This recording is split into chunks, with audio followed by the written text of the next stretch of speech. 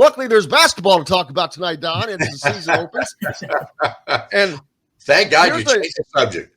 And here's a unique here's a unique stat for you that Dustin informed us, and we've confirmed. This is the first time ever all top 25 teams are in action on the same day. Wow. I did not know that. I did not either. So we just learned that. So you can use that tonight in the broadcast. But yeah, kind of cool. Indiana, of course, one of those teams ranked in the top 15 as they open with Morehead State tonight. Looking forward to that. They were 23-11 last year. So it'll be a little bit more of a challenge than they faced in the last two games. Although I want to give Brayton Bailey a shout out.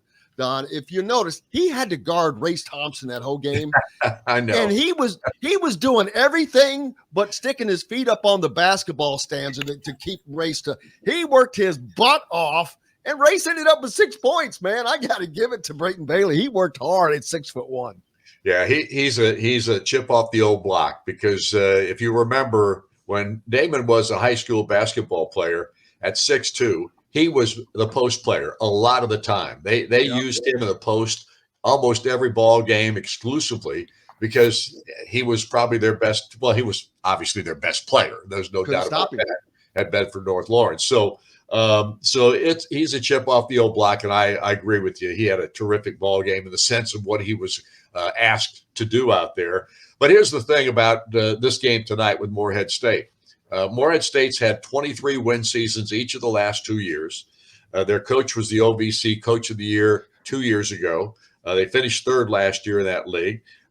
They've got a bunch of new faces on this team. They've got a couple of transfers, a kid named Freeman, a point guard that is very, very quick up and down the floor with the ball in his hands, kind of like an Earl Callaway type player back in the day, if you remember who Earl Callaway was. Without question, yeah. And then they've got a post player who's been a two-time NAIA All-American, the best player in their conference, and Alex Gross, a kid from Hope, Indiana, played at Hauser High School, who was 6'10", 250. So he's not going to be afeared of going into Indiana in Assembly Hall and playing up against Race or Trace, either one.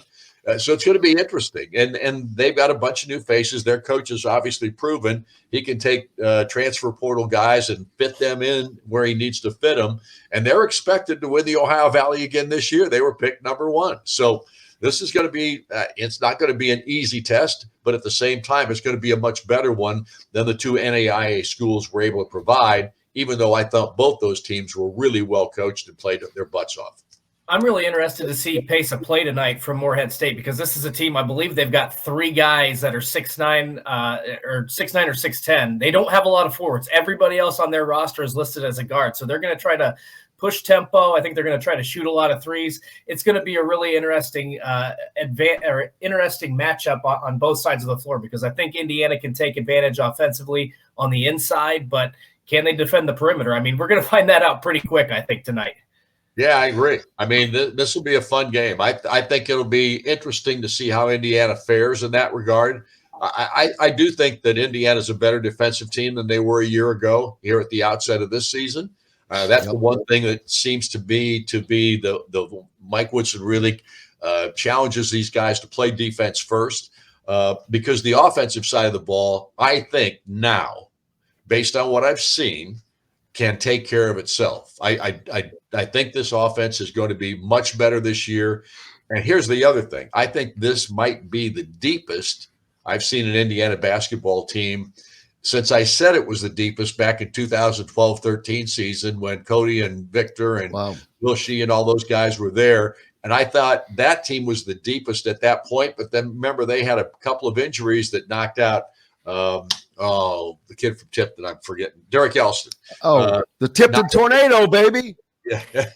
And Derek was a character, but he was a really important piece to that team. And he was hurt most of that year. And they had a couple other guys that got banged up that season too. And it just wasn't as deep a team as we thought it was going to be.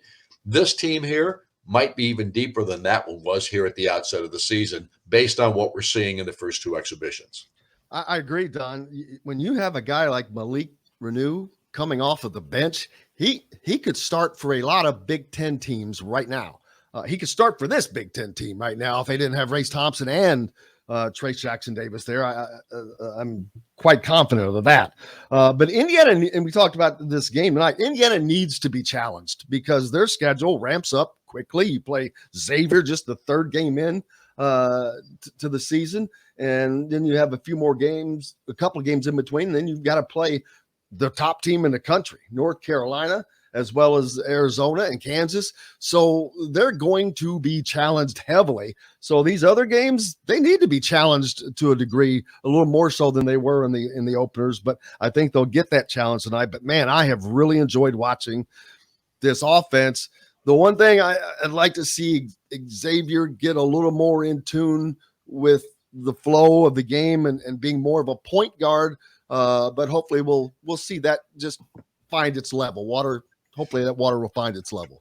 Well, as well as I do, we saw the same thing from X last year. He started out the year trying to do too much, trying to go too fast. We've seen that already in the first couple of exhibition games. And Mike Woodson's already said, you got to slow down a little bit. I'm not saying you should be watching the flowers, so to speak. I want you out there playing hard, but at the same time, let the game come to you. Quit trying to force the issue. And that's a little bit of what X tries to do here. And hopefully it doesn't take nearly as long as it did last year to get him to understand that. Yeah. And so tonight kicks off Indiana's season. And like I said, they quickly got another game this Thursday. It doesn't stop. And they have travel on their first road game to Xavier. So get a couple of home games under their belt before they have to hit the road and then back home against Miami. But the start of this season, there's just so much excitement. And I know there's excitement because of these last few years have not been what Indiana fans have wanted, but there's good reason for excitement this year. This team is really, as you said, deep, but they're not only deep, they are talented deep. Right. There's no question. And the big question mark right now still, I think, in this, and to most people's minds, can this team shoot it well enough? They're looking right now like they can. But, again, the competition ramps up pretty quickly here, and it'll be interesting to see how they handle that. But I think there's reason for the optimism.